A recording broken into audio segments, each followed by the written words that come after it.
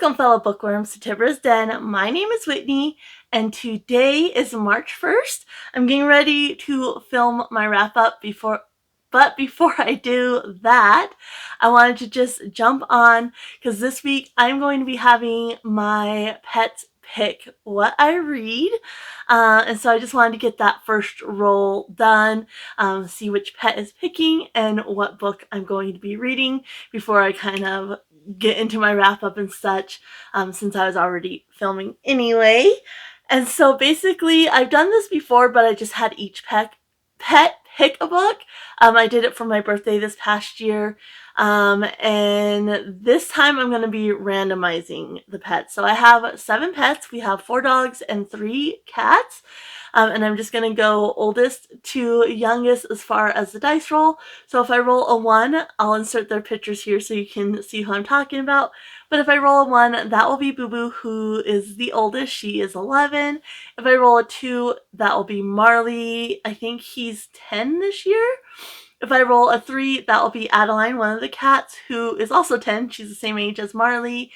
If I roll a 4, that will be Sherlock. I think he's 8. He'll be turning 8 this year. And Watson is just a few months younger, so he'll also be turning 8, and he'll be picking if I roll a 5. If I roll a 6, that will be Nidra. And then if I roll a 7, that will be the youngest, whose name is Áine. And if I roll an 8, because it's an 8-sided die, then I get to choose which animal is picking. So I'm going to give them 2 books from my TBR and 1 book that I just want to get to, just kind of make it a little bit more interesting so it's not just all TBR books, because there are a lot of books that I'm excited to get to that just are on the TBR. And so I did have 1 book that I did not get to in February that's rolling over, and kind of my punishment. I don't really punish myself. This year I'm kind of doing different things just depending on what I'm feeling, but my main punishment is I have to choose one of the books I didn't get to the previous month, and I need to read that book before I start on anything else. But because I'm doing this pet picks week, that's not really gonna work. So this first round I am gonna include that book, which is The Book of Elsewhere by Keanu Reeves and China Miéville. And so this is gonna be one of the options. If it doesn't get chosen, I'm still going to try to read it this first week, and I'll just kind of read it along with the other books. So it'll probably be like my bedtime book, or I'll read it first thing in the day and then switch over to the other book in the evening, something like that. So that's going to be one of the options for this first round. The second option, I kind of want to get the big books out of the way, and I think I want to start with Harry Potter and the Deathly Hallows. This is book 7, the final book in the Harry Potter series, which I was rereading last year, and I didn't quite get to the last 2 books. I've already read The Half-Blood Prince, and so I just need to read this one to finish up my reread, and it is like 700 and something pages. So they do read fast though, because they're middle grade / young adult, so they're pretty quick reads, even though they're chunky. But I'd rather get a big book knocked off my TBR. And then the last one, which is not on my TBR but I would like to get to, I'm not necessarily excited about this book per se because it's not really my genre, but I did win it in a Goodreads giveaway, and I do try to read the Goodreads giveaway within a couple months of receiving them, and that is the 25th anniversary edition of Chocolate Chip Cookie Murder by Joanne Fluke. And so yeah, I won this in a Goodreads giveaway. I love the cover. I love the sprayed edges. They're just a bunch of cookies. But I'm not a big cozy mystery type of person. And so yeah, I do want to read it though, since I did win it. And it will be a good way for me, because I know this author in the series is very, very popular. I think it's the Hannah Swanson series or something like that. Swenson. I was right the first time. And so I know the series is very popular. I've just never tried it because it's not really my cup of tea.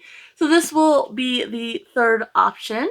So I'm going to get you guys flipped around. We'll do the roll, and then I will get whoever's going to be picking in here so they can pick my first read of March. So I'll be right back. All right, here we go. I can give it a little shake.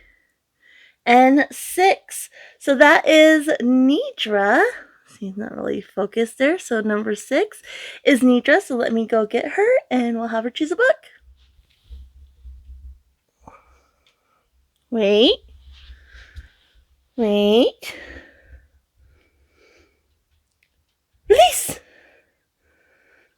Good girl. All right, as you guys saw, she chose Harry Potter and the Deathly Hallows.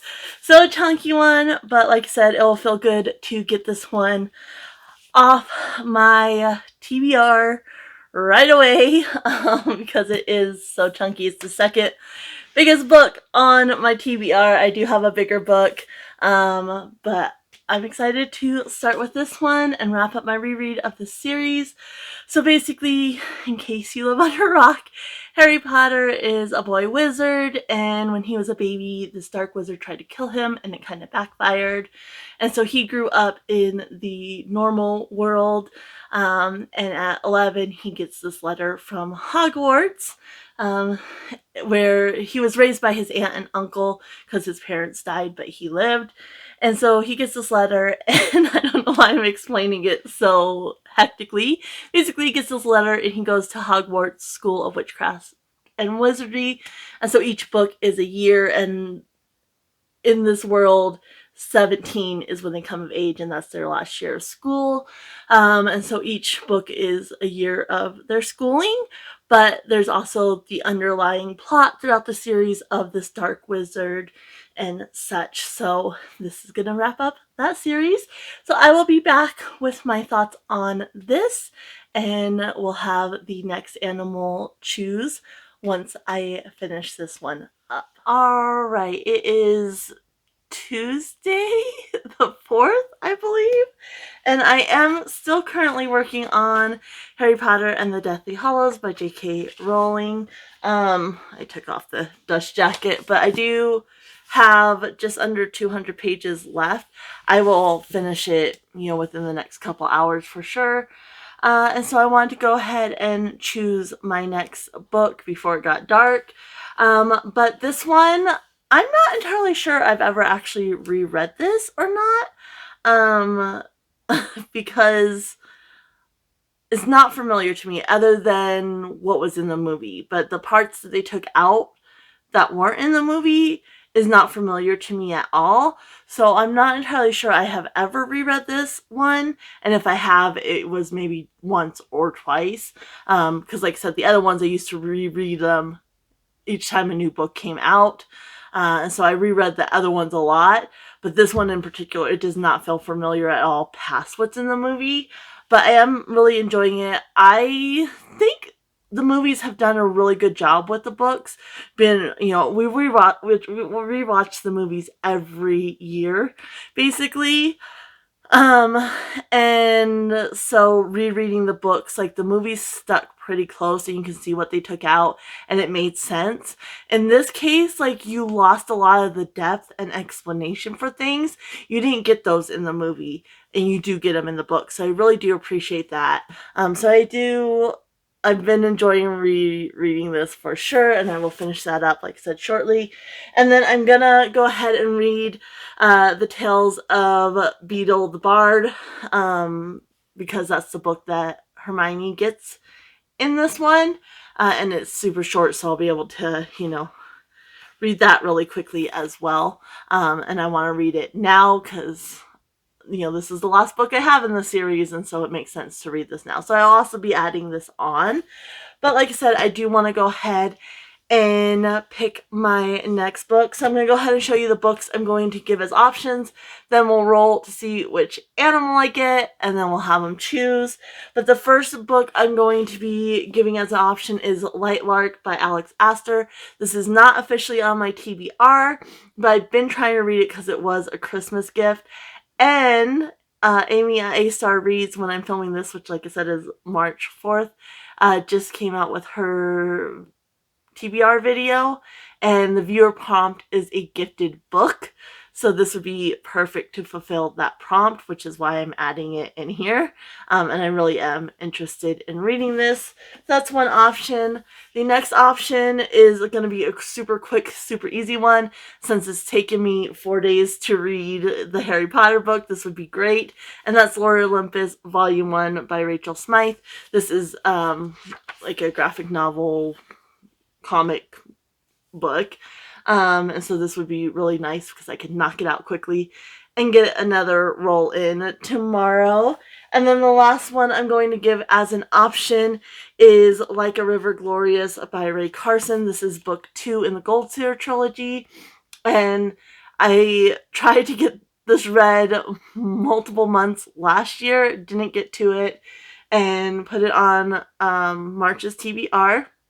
Well, little spoiler alert, but it will also, this third book is on my April TBR, so I do need to get this one read, so I figured it would be great to knock it out right away. That way I know it's read, and I can get to the third book next month. So those are going to be the options for whichever animal is going to be picking. So I'm going to flip you guys around, get the die, and we'll see which animal is going to pick between these 3 books. So give me just a moment. All right, let's go ahead and see who we're going to get. I'll do that. So 4 is Sherlock. So that is one of the cats. So let me go ahead and set up his options and go get him, and we'll see which book he picks. All right, we got the 3 books. I'm just gonna place the cat down there. Let's see what he picks. Okay, so he went with Lightlark. That's the first treat he ate. So, all right, as you would have seen, Sherlock chose Lightlark by Aster.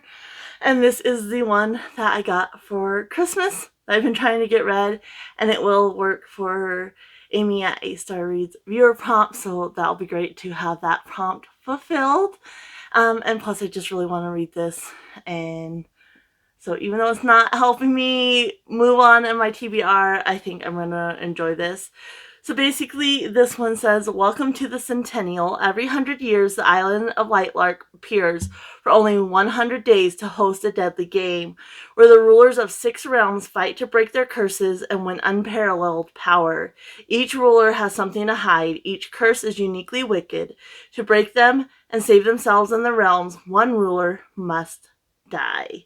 So I'm excited for this. It's been pretty popular this year on BookTube. And like I said, I did get it for Christmas. So I would like to read it. And so, yeah, this is going to be the book. So I'm going to go finish up Harry Potter. And then I will switch over to this evening. I am also reading, I went ahead and started the Book of Elsewhere by Keanu Reeves and China Miéville. And so I've been working on that I've been reading at bedtime. I'm just under 100 pages in on that one right now. And so I am working on that as I'm reading these, because that's my last book from last month that technically rolled over. And so I have been working on that as well. But I should be able to start this evening and then read it tomorrow. And like I said, I will be back with my thoughts on this one once I have any. I probably won't really update you on Harry Potter. I mean, there's not much to say. I know how it ends. My feelings are going to be the same. I really, enjoy it, and I like the depth we're getting that we don't get in the movies. So anyway, I will be back in just a moment for you guys when I have more thoughts. Alright, it is the late afternoon of Thursday the 6th, and I have just over 100 pages of Lightlark left to go, but I wanted to go ahead and choose my next book while there's still daylight, because I should hopefully be able to finish this up, and then start a new book this evening. It's March, which is windy season here, but it's been extra bad, so I don't feel the greatest. So my reading has suffered a little bit because of that, because of all the dust in the air and the wind, it gets in my head. That's what I tell my husband. It gets in your head. And oh, it's just been so bad. Like, bad enough they're closed roads multiple times. Which, yeah, it's windy season, but normally it's not bad enough they have to close the road. There's just dust everywhere in the air. It's horrible. This one, so I've seen mixed reviews. It's funny because I watch these twins called Brooklyn and Bailey. Very popular YouTube channel. I'm sure a lot of you probably know who they are. But Brooklyn's on maternity leave, so Bailey's been doing book videos, which I absolutely love. And she did 1-star reviews, reading, the viewers' 1-star reviews, and somebody had mentioned Lightlark, so she read it. And I read another 1-star review, and I see the point those people have made. The writing is not the best. It really isn't. I'm sorry, it's not. There's a lot of scenes that just kind of end. The curses, like, don't fully make sense. I mean, I still have time to go, but I don't think those things are going to be explained any further. And like, there's some scenes they just kind of like cut off, like, and it's like, okay, and like, yeah, you know what happened, and then it moves on, but it's like, you could have developed that. So it's not very smooth. The writing's a little bit rough. There is one page, I think it's on 172, that Bailey had mentioned, because the 1-star review said that, like, there's a lot of errors and such. And I haven't noticed too much errors other than, like, it's just not fully developed, but grammatically it seems fine, except on page 172. And it says, she whispered words into his ear that made him frown. It's almost like you want me to drop you. It should have been he whispered. Contextually, it should have been he whispered words into her ear, not, that. And so, yeah, that was a big thing that should have been caught in editing. But yeah, the writing's not the best, but I'm really enjoying the story itself. Like, you really, like, it's fantasy, so you have to suspend disbelief anyway, but things should still make sense. You kind of just have to just let it go in order to enjoy this, because things don't fully make sense. It's not fully developed. Like, it needs to be developed a little bit better, but I'm having a good time with it. I'm enjoying it. So I'm going to finish this up. The 3 options I'm going to be giving to whichever animal's choosing next. I'm going to do The State of Grace by Rachael Lucas, which was the pick for Autism Reads, put on by Christine at an Autistic Reader. Channel will be linked down below. This was the pick for last month, for February. So it's not officially on the TBR, but I would still like to read it. So that's going to be one option. I'm also going to give them Does It Hurt by H.D. Carlton, which is on my official TBR, along with another one that's officially on my TBR, which is The Songbird and the Heart of Stone by Carissa Broadbent. This is book 1 in the second duology from the Crowns of Nyaxia series. It's a series of 3 duologies, and so this is the Shadowborn duet. So those are going to be the 3 options. I'm going to go ahead and flip you guys around, roll the die, who see which animal is choosing, and then we'll see which book I will be starting later this evening. So give me just one moment. All right, so we've had a dog, we've had a cat. Let's go ahead and see who we're getting next. 7. Oh, that's Áine, who's my youngest dog. So let me go ahead and make sure you guys can see that. Number 7. So let me go ahead and get everything set up and get her, and we'll see what she picked. Release! All right, as you will have seen, Áine chose The State of Grace by Rachael Lucas.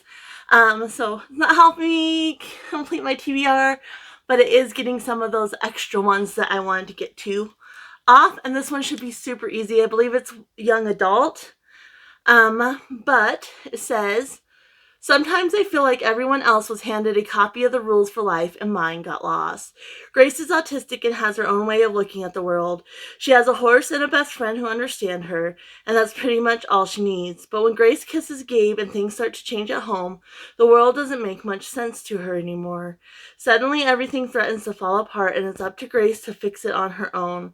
Whip smart, hilarious, and unapologetically honest, The State of Grace is a heartwarming story of one girl trying to work out where she fits in and whether she even wants to.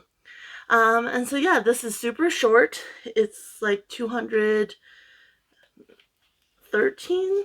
I think it's longer than that. I think it's 217 pages, maybe 13. Maybe that's where it ends.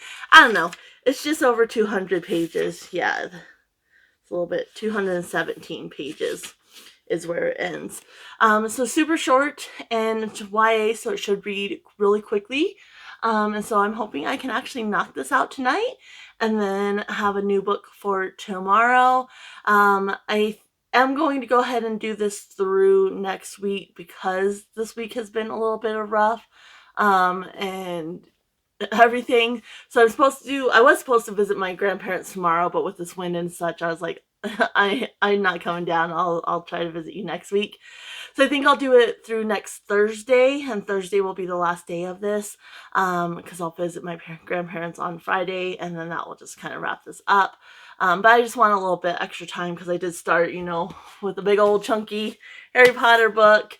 And I did also read the Tales of Beedle the Bard, which was cute. Didn't fully love it, but it was cute. And so, yeah, I'm going to read Lightlark, finish that up tonight, and then I will move on to The State of Grace, and I will be back with my thoughts once I have any on this one. All right, it is Friday the 7th, the morning, and I just wanted to go ahead and choose my next read. I only read about 45 pages of The State of Grace last night. I am enjoying it. I'm tabbing it, like the things that stand out as far as like autism rep and such. I've been tabbing. It was a quick 45 pages, but then I was working on the Book of Elsewhere by Keanu Reeves and Miéville. And so I read that at bedtime, and Lightlark did take me a little bit longer to finish, so I didn't quite get this started till about 9 in the evening. And I was pretty tired, so that's that.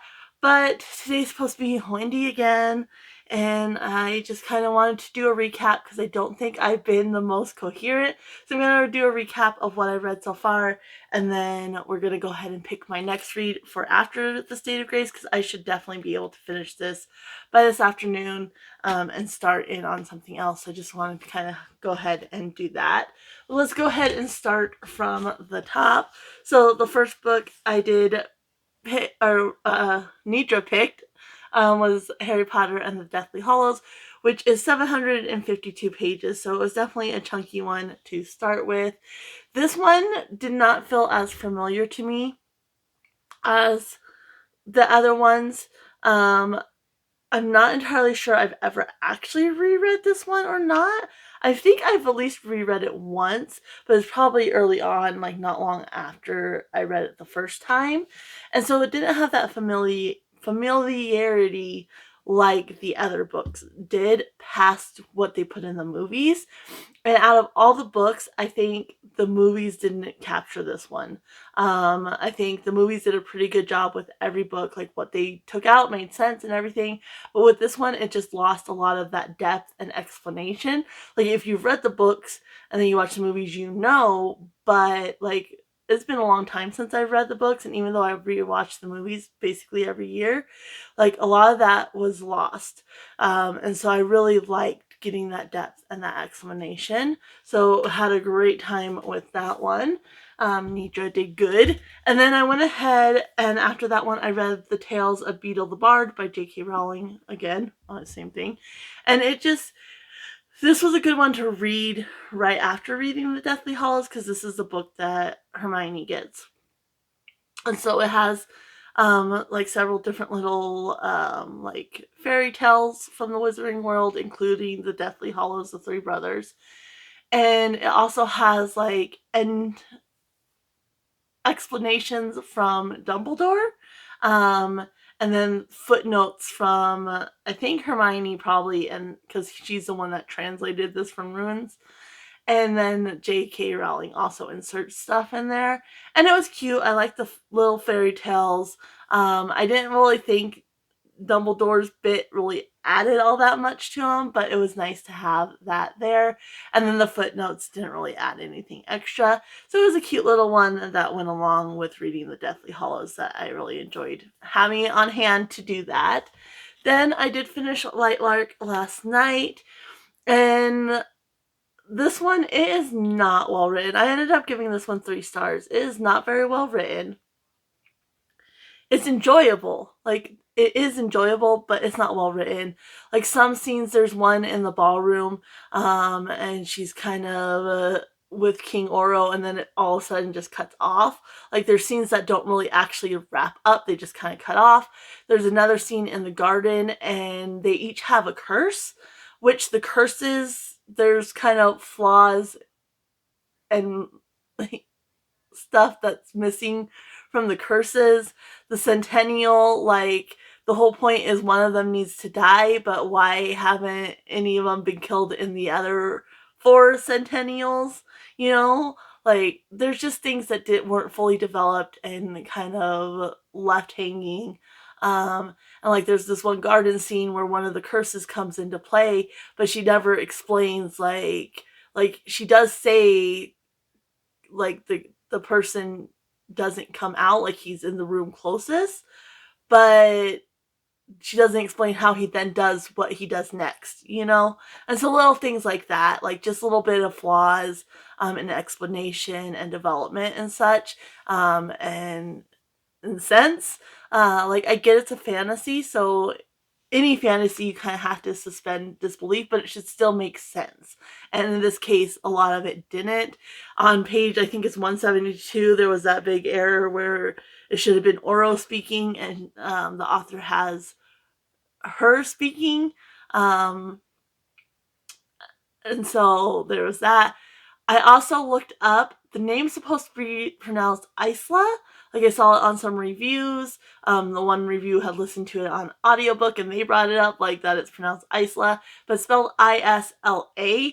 And I just had such a hard time. To me, it was Isla. So I kept going back and forth, and it was very distracting to me. Like, if she was going to have it pronounced Isla, I think she should have spelled it a different way. Which, I mean, to each their own, whatever, but it did kind of distract me from the story. But I did enjoy it. Like, it's an enjoyable story. I like the overall premise. Like, I think it just needed more development and more explanation. I think, she just had these ideas, and then, like, oh, I want this to happen, without fully, like, okay, well, there's this curse, and, like, how does this do? Like, it needed more for it to make sense. And so I ended up giving it 3 stars based on writing, but I had a good time with it. I have the second book. I'm definitely going to continue the series. So there was that one. And then as far as State of Grace goes, so basically you have Grace, and she's 15, and is autistic, and nothing really has happened so far. You're just kind of getting, like, her home life. There's a boy that she's kind of crushing on. It's almost like mid-semester break or something like that. And so there's going to be this big party that her and her friend go to and such. And so far, not a lot has happened. You're just kind of setting the groundwork. But it is really enjoyable. And I can relate to a lot of the things she's mentioned as far as her autism. And she has a horse, which I was a horse girl, and so I really appreciate that. And like I said, I am tabbing it up because things are really standing out to me. And so I'm going to continue to do that as I read it.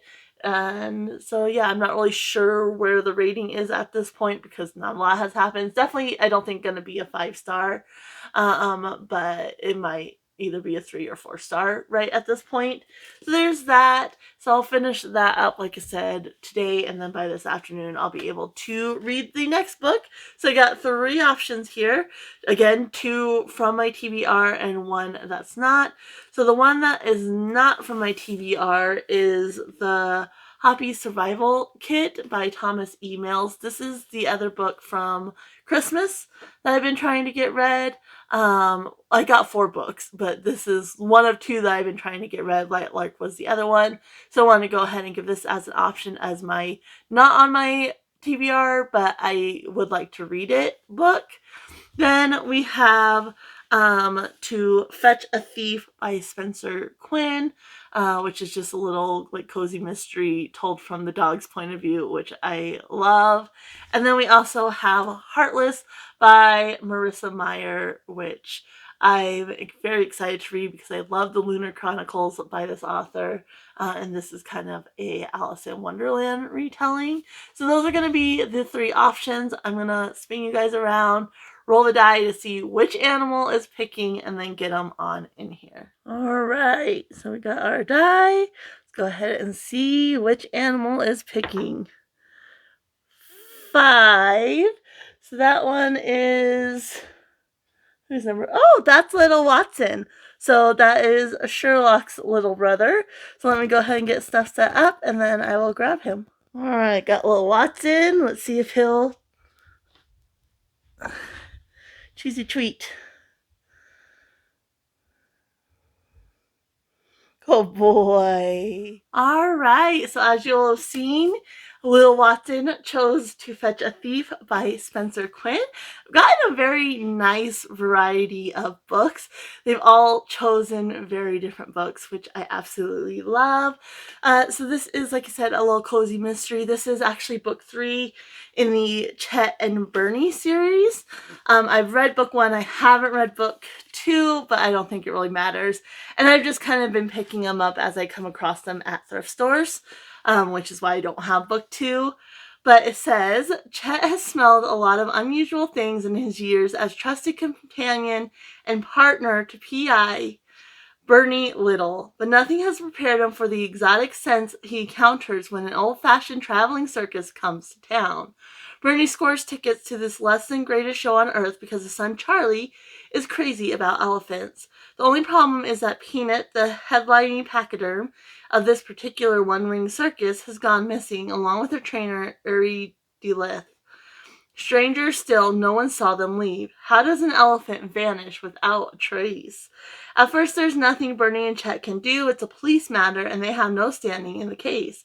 But they're hired by Popo the Clown, who has his own reasons for wanting to find out what has become of the mysteriously missing duo. After Chet takes a few sniffs in Peanut's trailer and picks up her one-of-a-kind scent, he and Bernie are in hot pursuit, heading far away from the bright lights of the traveling show and into the dark desert night. Some very dangerous people would prefer that Chet and Bernie disappear for good, and will go to any lengths to make that happen. Across the border to Mexico and separated from Bernie, Chet must use all his natural strength and doggy smarts to try to save himself, not to mention Bernie and a decidedly uncooperative Peanut too.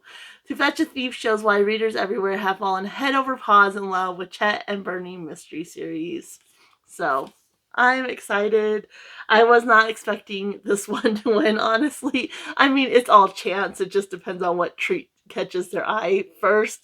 But I'm very excited for this one. So I think this is going to be a really good time. This should be a quick read too. It's not all that long either.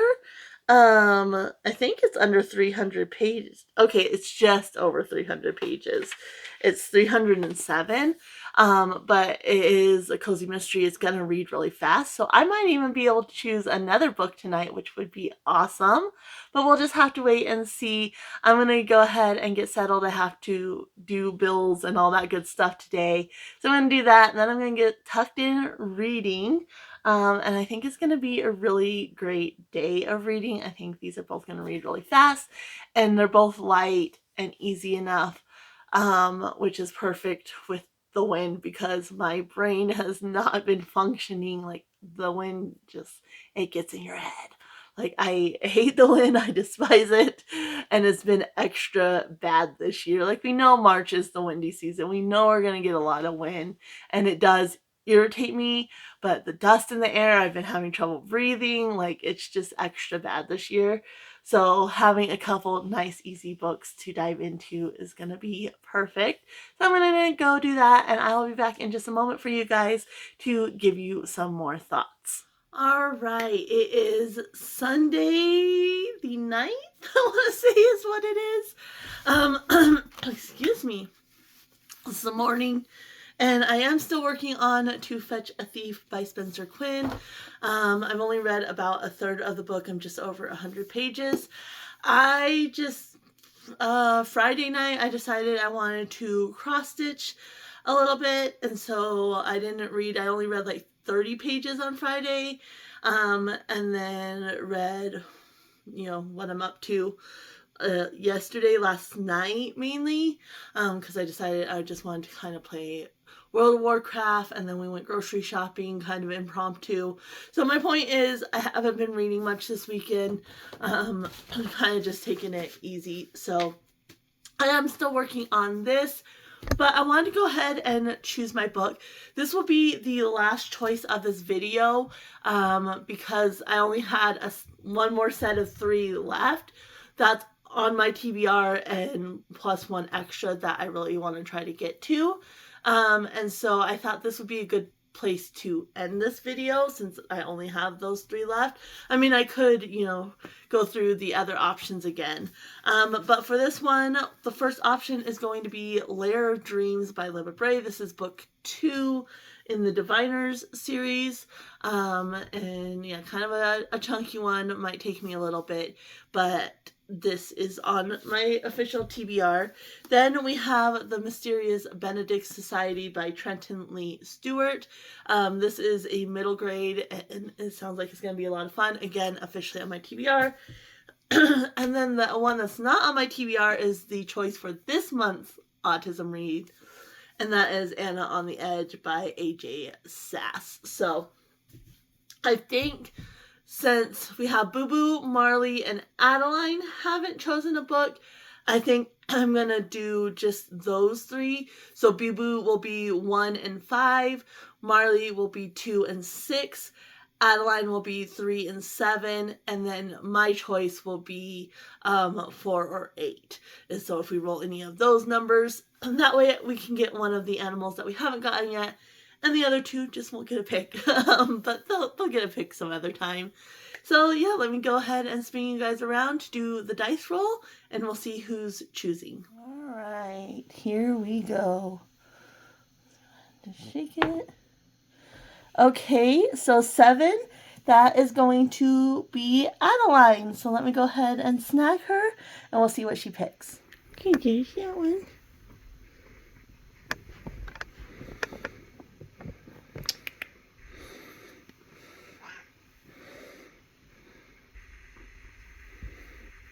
All right, as you have seen, she chose Áine on the Edge by AJ Sass.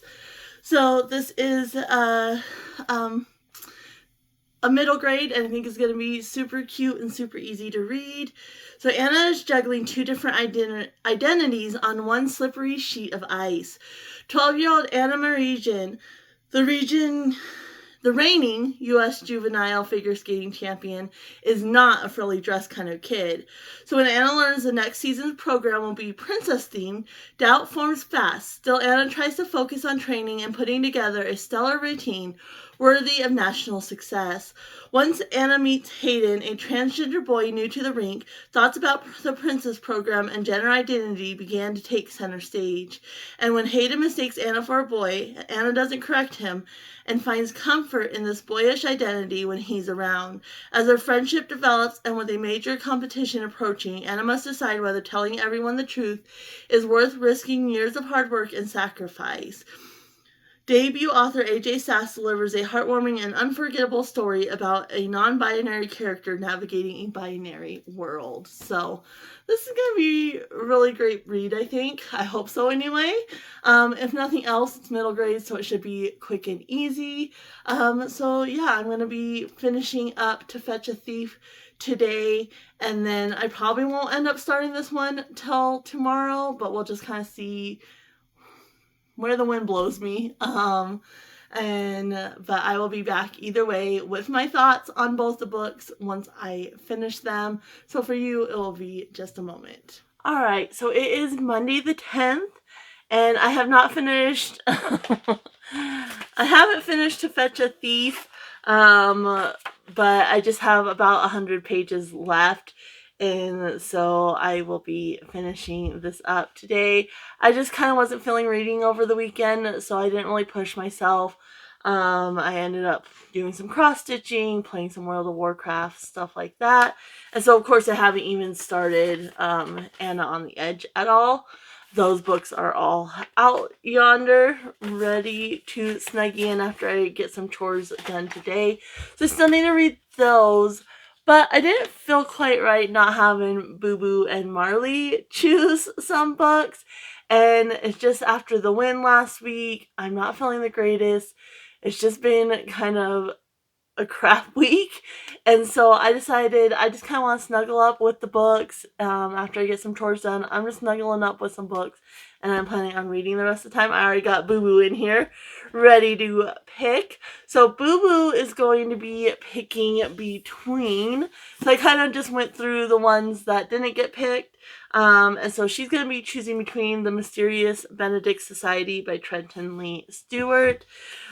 She's also going to be choosing between The Songbird and The Heart and Stone by Carissa Broadbent. And the last book is going to be Heartless by Marissa Meyer. Barley, or Marley is his actual name. We call him Barley. Barley the Bear. Anyway, he's going to be choosing all L books. So he's going to be choosing between Lore Olympus, Volume 1 by Rachael Smythe, Like a River Glorious by Ray Carson, and Lair of Dreams by Libba Bray. So I'm going to get Boo Boo all set up with some treats in front of the books, and then we'll have her choose. I'll get Marley on in here, he'll choose, and then I will snuggle up with some books for the next, the rest of today and probably into tomorrow. And I will give you my final thoughts once I have some, but I did just kind of want to know what they chose so I could just snuggle in with all the books. Because like I said, I don't have that much left of To Fetch a Thief, and it is reading pretty fast when I just sit down and read it. It's just not holding my attention very well. And Anna on the Edge is a middle grade, so that should read super fast as well. So yeah, let me get you guys all turned around, this one set up, and we'll see what she picks. Stay, release. Stay, release. Alright, as you will have seen, Boo Boo picked The Songbird and the Heart of Stone by Carissa Broadbent, which I'm so happy about because I absolutely love Carissa Broadbent. So it's the perfect book for being kind of grumpy and down. Excuse the barking. They probably see something outside. But anyway, it's the perfect book for when I'm kind of grumpy and just down and not having a good time. Because I love Carissa Broadbent's writing. Everything I've read has been 5 stars. So I'm excited about that. So it says, in the descent to the underworld, a bride of the sun must choose between the light of her redemption or a dark love that defies the gods themselves. Misha lost everything when she was forcibly turned into a vampire. Her home, her humanity, and most devastating of all, the love of the sun god to whom she had devoted her life. Now sentenced to death for murdering the vampire prince who turned her, redemption feels impossible. But when Misha is saved by Aster, the bastard prince of the House of Shadow, with a past as brutal as his scars, she's forced into a mission worse than execution. A journey to the underworld to resurrect the god of death himself. Amisha's punishment may be the key to her salvation. In a secret meeting, her sun god commands her to help Aster in his mission, only to betray him by killing the very death god she'll help resurrect. Misha and Aster must travel to the treacherous path to the underworld, facing trials, beasts, and vengeful ghosts of their past. Yet most dangerous of all is the luring call of the darkness and her forbidden attraction to Aster, a burgeoning bond that risks involving the wrath of the gods. As her betrayal looms, the underworld closes in and angry gods are growing restless. Misha will be forced to choose between the redemption of the sun or the damnation of darkness. So I'm beyond excited about this. This is book 1 in the second duology of the Crowns of Nyaxia series. This is the Shadowborn duet. And my favorite books by this author is actually the War of Lost Hearts trilogy. I absolutely adored them. And then the first duet in this, which I think is the Nightborn duet, in this series, I enjoyed. I had a good time with. They were 5 stars read still, but I didn't have that connection to it like I had with the characters of the War of Lost Hearts trilogy. However, based on the synopsis of this one, I think I'm going to love it. And so I'm really excited for that. And then Marley picked a very fitting one to go along with that, since they're going to the underworld. And this deals with Persephone and Hades. So this is Lord Olympus Volume 1 by Rachael Smythe. And so it is a comic / graphic novel. And so yeah, they actually go really, really well together, which is fun. So in this one, it's a scandalous gossip, wild parties, and forbidden love. Witness what the gods do after dark in the stylish and contemporary reimagining of one of mythology's best-known stories from creator Rachael Smythe. Persephone, young goddess of spring, is new to Olympus. Her mother Demeter has raised her in the mortal realm, but after Persephone promises to train as a sacred virgin, she's allowed to live in the fast-moving, glamorous world of the gods. When her roommate, Artemis, takes her to a party, her entire life changes. She ends up meeting Hades and feels an immediate spark with the charming yet misunderstood ruler of the underworld. Now Persephone must navigate the confusing politics and relationships that rule Olympus, while also figuring out her own place and her own power. This edition of Smythe's original Eisner-nominated webcomic Lore Olympus features a brand new exclusive short story and brings the Greek pantheon into the modern age in a sharply perceptive and romantic graphic novel. So yeah, that's perfect. These are going to be a lot of fun, and hopefully will just really cheer me up. Obviously I still have to read these 2 as well. Like I said, this one's just not holding my attention. There's kind of this side, because he's a private investigator, and it's all told from the dog's perspective. And the dog just keeps going off, like he hears a word and, oh, I don't, this makes me think of this, or, oh, we, got a criminal like that. But that's a story for another time, and that's getting really repetitive and really old, and nothing has happened with the main plot of trying to find this elephant. I mean, a little bit has happened. I won't say nothing, but not as much as I would like, and so I'm hoping now that I'm like this last 100 pages, it will really take off and give me something, but we'll just have to see if it does. And then Anna on the Edge is going to be a little bit more serious with the transgender aspect. But I think I'm going to enjoy the ice skating aspect. It's a middle grade, so it should read quick and all that. So yeah, that's the plan. Gonna get some chores done, and then I'm snuggling in with some snacks, a coffee, and these 4 books. And I'm just gonna snuggle in, see how much I can read today, and then hopefully finish them off tomorrow on Tuesday. But we'll just have to see. Of course, for you guys, I'll just be back when I have some thoughts. I don't know, it depends on how my reading pace goes. I may just come back and give you thoughts on these ones, and you'll have to come back for a wrap up on these ones.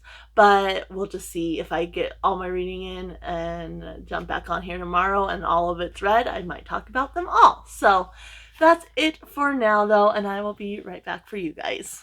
Alright, I am back. It's actually Monday the 17th now.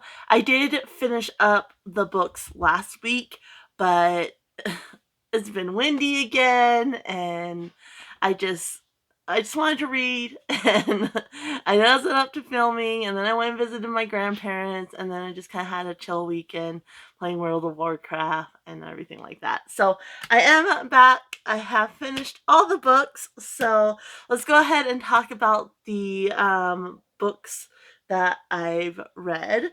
So we'll just kind of do a recap more for me than you guys, because obviously this video, you guys have been watching it. So of course we started with Harry Potter and the Deathly Hallows. Nidra picked this one and really enjoyed rereading this one. It wasn't as nostalgic as the other ones. It felt a little more fresh. Minus, I've watched the movies every year, but the parts that weren't included in the movies felt really fresh because I haven't reread this one, if at all, not very many times. So there was that first one, and then we had, I added this one in, the Tales of Beedle and Beedle the Bard, which this is the book that Hermione gets in the Deathly Hallows, and so I figured this was a perfect time to read this. Otherwise, I probably would have never gotten to it, and so I enjoyed reading that. It was cute, nothing special, but it was cute. And then we had, who chose next? I can't even remember. I'll put whoever chose this one. But we had Lightlark. I think it was Sherlock, if I'm remembering right. But we had Lightlark by Aster. And this one I did have a good time with. I don't think the writing was the best. There was a lot of plot holes, but it was fun. I enjoyed this one. And then we had one of the Autism Reads. Again, Christine from An Autistic Reader puts this on. Channel link down below. But that's The State of Grace by Rachael Lucas. This was the pick for February read. It is a YA. And this one was fine. I didn't connect as much to the character. Like, I did connect to the autism rep, but the plot was a little bit slow. Like, she kisses this boy and then she's just trying to kind of figure out teenage stuff. And I normally really love coming of age stories, but this one, to me, it just felt a little slow. There wasn't a lot happening with it, and the character part of it wasn't as strong to kind of carry the story. But I still enjoyed this, and I like the autism rep in there. Then we had To Fetch a Thief by Spencer Quinn. This one I ended up giving 2 stars, I think. And it just, I have some of the other books. I'm probably gonna unhaul this one. I like this one because it's Chet and Bernie, and it's all told from the dog's perspective, so Chet's perspective. And so, like, he's like, doesn't always understand human words, and so he's like, doesn't know how it relates to the situation. So that part's kind of funny. And I remember the first one, I loved it. I loved the dog perspective, and the story itself, like, really carried along. This one, the whole premise is, Bernie has a younger son, and he's going to take him to the circus. Well, the circus is closed because the elephant has gone missing and the elephant handler have gone missing. And so that's kind of the case. Like, they're not officially on it at first. Then Popo the clown hires them, and this one, it just, like, there was no big progress on the main case at all. And you don't really get a lot until the end. And then there's this secondary case and this situation with his ex-wife. And I did not like the secondary case, didn't add anything. The way it wrapped up was not satisfying at all. And the thing with his ex-wife, probably gonna get a little spoilery here. So if you don't want spoils, just skip ahead a little bit. But basically, his ex-wife is dating someone, and he catches the guy she's dating at a hotel with another woman.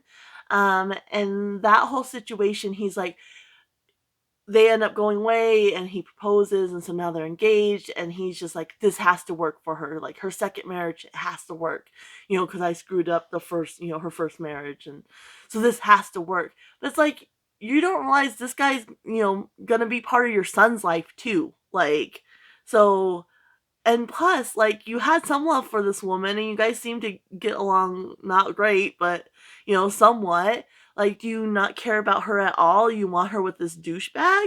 Like, no. And he's just focused on, this has to work. Like, it has to succeed.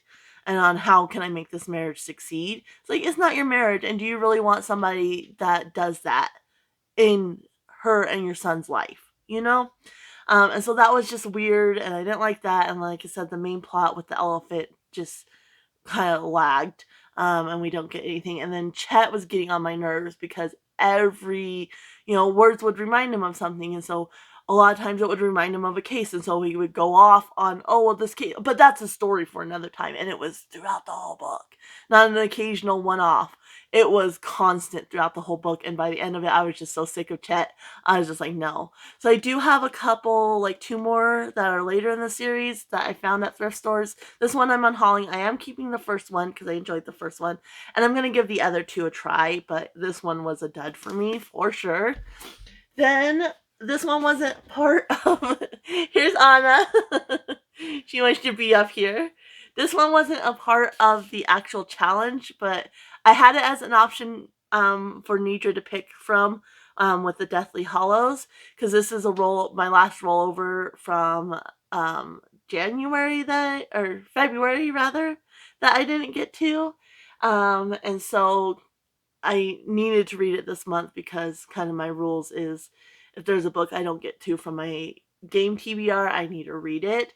And so I decided to go ahead and start this. This one I ended up giving a 3. I was looking at reviews. A lot of people DNF'd it because of lack of pacing, and I understand that. For me, my problem was I didn't understand it. Like, the writing was so over my head. Like, I didn't know what was going on half the time. I understood enough to get the gist of the story. Like, I understood enough, but I was so confused. And I liked it though, because basically the premise is you have B, and he cannot die. And he's been on Earth, like, for a very long time, and seen a lot of different changes in the world, and the rise of humanity and such like that. And he can't die, and so he's kind of working with this government, and they're supposed to find a way where he can die, and then they use him to basically unalive people. And there's kind of this mythology element, and so like there's little like smaller stories within the story that are going back at different points in B's history. Or like sometimes it's from his perspective, sometimes it's from like somebody else's life who intersected with B's life. And it's from their perspective, and it jumps back and forth between first, second, and third perspective depending on what's happening.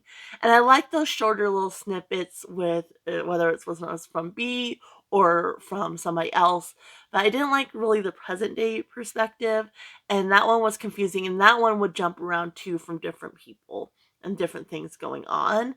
And like just the way it was written was confusing. Like some of the conversations, like, huh? Like, I don't know what they're saying. Like, I don't know what they're trying to say, but I grasp enough. So basically what happens is they go on this mission, and one of their own ends up dying. And B, when he goes berserker, which this is based on the Berserker comics, which is BRKRZR,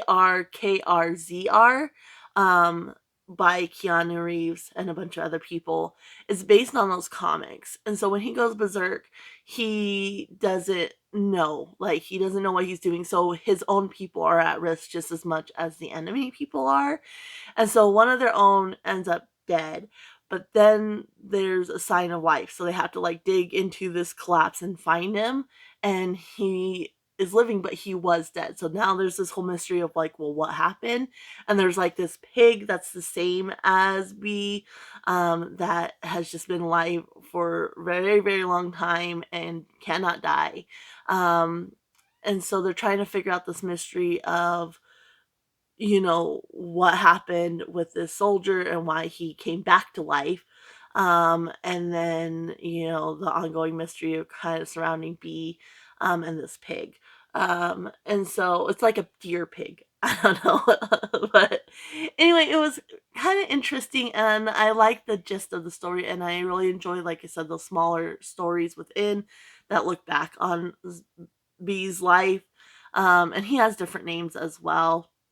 And I liked, like the plot and such is more the writing and like the conversations between people that was just way over my head. But it was really interesting. I was thinking about it when I wasn't reading it. I was thinking about it. So I read that one, even though it wasn't officially, none of the animals picked it, but I need to read it anyway. Then we had Anna on the Edge by A.J. Sass. This is March's book pick for Autism Reads, and this is a middle grade. And so basically you have Anna, and she does figure skating. And she gets assigned like this program that where it's Aurora from Sleeping Beauty. And she's never liked like girly, like she doesn't like dresses and princess stuff or anything like that. So she's kind of really upset and she's really struggling with that. There's a new they do like skate class, and she in order her mom is a single mom, and this is very expensive hobby or sport, and so in order to get free ice time, so her mom will help her mom out a little bit. She helps with the skate class, which is just people that are wanting to learn how to ice skate, like just random people, not anybody that is doing it competitively. And she meets this boy Hayden, who is transgender. And Hayden mistakes her for a boy, and is calling her he and everything like that. And so at first she's like, well, that feels better than, girl, and I'm stuck with this princess program. Like, and so she's like, kind of goes with it essentially. And then she kind of learns like that doesn't really fit either. And so she's kind of, doesn't really know where she fits and discovers that she is non binary, doing, like looking up things and such. And so she's like non-binary fits. And I really liked like the progression of Anna. But it just, again, it was a little bit slow. I think I gave this one 3 stars too. It was a little bit slow. Like the ice skating was a big part of it, but also a little bit lackluster. Like you see her working on her program, but it just kind of got repetitive of her struggling and such, and really no progression. And you don't really see a big progression again until the end. But I did enjoy it, and I think it's great representation for this age group. And I loved how Anna, even in the end, she still didn't really know. And so she just told people, like, I don't know yet. I'm still discovering. But I will let you know. For now, just call me this or whatever. I did enjoy that aspect. So there's that. I liked the ending on that one. I just didn't love the rest of it. Then we had another dud, which I was very disappointed about. And so we had Laura Olympus. And these two, like, I kind of wrapped it up, but then I felt bad that Marley and Boo Boo didn't get a pick. And so I decided that they needed to pick a book too for my next reads. And so they did. I think Marley picked this one. So Lore Olympus, Volume 1 by Rachael Smythe. And I love the color schemes. And the artwork's pretty good as well. Like, it's really a simple style of artwork. But I love the colors of this one. The dialogue was very simplistic, which is fine in and of itself, but it was almost too simplistic that you didn't get a lot from it. And the pictures, because they're a little bit more simple, you don't get a lot from them. But my biggest thing was it's very adult themed as far as partying and, intimate relationships and things like that, but it felt very juvenile. And I know like the gods and such can be portrayed as kind of petty and a little bit juvenile as well, but in this case it felt very, very juvenile. And just those two things like together, I was just like, what? And I also thought it was more going to be about Persephone and Hades. You get them meeting and like they have a little moment, and then it kind of offshoots. And you get Eros. He has like a little section in there where he's telling part of his story.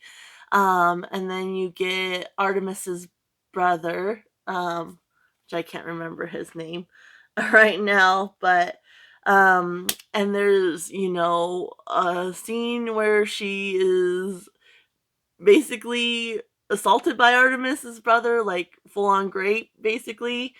And yeah, it just, you don't get Hades and Persephone, and it just was like, okay, I thought that's what this was about. Like them meeting and then developing something, and it's not. And like I said, and that juvenile aspect combined with the very adult themes was very like, just like what? Like it just, I couldn't reconcile it together. So I ended up giving that 2 stars. I'm definitely not interested in continuing the series. This one I found at a thrift store, which is the only reason I kind of picked it up, because I was like not sure that that was going to be for me, and it definitely wasn't. And then Boo Boo was nice and picked The Songbird and the Heart of Stone by Carissa Broadbent. This is the first book in the second duology in the Crowns of Nyaxia series. So this is the Shadowborn duet. And in this one, we're following Misha, who does play a big part in the first 2 books in the duology. And in this case, she is captured, and then what's his name? Oh my goodness, I'm so horrible with names. So you have Asar. So Asar is like a illegitimate prince of the Shadowborn. And so he ends up saving her because he needs her. Nyaxia's given him a task, and he needs Misha.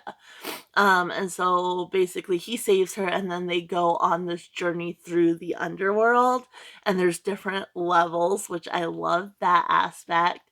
And so they're journeying through the underworld, basically to resurrect Osiris, I think, who was Nyaxia's like betrothed or husband or whatnot. And so she wants him to raise him up, and then Misha is given a task by Atraxas, which is the sun god, because she used to be a priestess of that god, like the chosen one, or one of the chosen ones, his bride, yada yada. And so she's given the task to help Asar succeed in his task, but then to kill Osiris. So that's like her. So she's gonna kind of do a double, help him, but then turn around and kill him. But I really like the journey aspect, and I've heard kind of mixed things on this one. But this one I personally loved. Like, I liked it a lot better than the first set of duets with Rain and Rhea. I like this one better. I like the characters better. I like the setting better, the plot, everything like that. And so they're working their way through the underworld.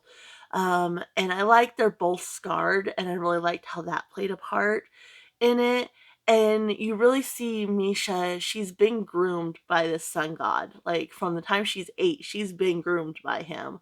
And so, and everything, like the whole religious aspect with, anything pleasurable is sin. Like, like, it's sin. If it's pleasurable, it's sin, basically. And he's showing her, like, no, that's not love. Like, that's not what love feels like. And he has his own issues and everything like that. And I really, really like that. And I like how, he was like constantly like, this is not love. Like, suffering, to bring the light and such, that's not love. And she's kind of having to work through that. And you see that back and forth throughout the book. And so I like that it just wasn't like, oh, okay, like, yeah, that's not love. Really enjoyed that, and the way it ended I loved, and I cannot wait for the next book. It comes out in August, I believe. I cannot wait. So far my favorite from this author has been the War of Lost Hearts trilogy, but I like these 2 characters better. These 2 are my favorite characters so far, but I still, story-wise, I've liked the War of Lost Hearts trilogy, and then the first duet in the Crowns of Nyaxia series, I enjoyed. They were still 5 stars. Like, I still really enjoyed them, but I didn't quite connect to the characters. Like, they wouldn't be people I would gravitate to in real life, if that makes sense. Like, I could appreciate them for who they were, but they're not somebody I would gravitate, where these 2 definitely were, and I love this. So that is the book. So I read 1, 2, 3, 4, 5, 6, 7, 8, 9. I ended up reading 9 books. So I had 2 extra books for the first 2 weeks of the month, which is fantastic. And one of those is a very chunky book. So 9 books in the first 2 weeks is really, really great. I'm very happy with that. And I loved having the dogs kind of guide my decision. They definitely got on some that weren't a part of my official TBR, but were ones that I did need to read. Lightlark, The State of Grace, and Anna on the Edge. Those 3 books weren't actually officially part of like my game TBR, but I've been trying to get to them. So that was great that they fulfilled that for sure. And then I got some of my other books off my TBR. So definitely a successful first 2 weeks of the month. I really enjoyed having the dogs pick. Because it just kind of helped guide my reading. And I noticed if I do that, like, even though I have a TBR and it's set, like, I still kind of waffle sometimes. And so having the animals help with that kind of gives me a direction, and I tend to be more successful when I have like a specific direction I'm trying to go in. So I'd love to know if you've read any of these books, if you're interested in reading any of these books, or a book you've read recently that you really enjoyed. I'd love to know that down in the comments below. If you just want to let me know you're here and help support the channel by commenting, you can always leave a rabbit or maybe some kind of bird emoji down in the comments below. If you celebrate happy St. Patrick's Day, this video is gonna go up today. So happy St. Patrick's Day. Definitely stay safe out there. And I'm gonna go ahead and leave you guys here. Happy reading, everyone. Bye.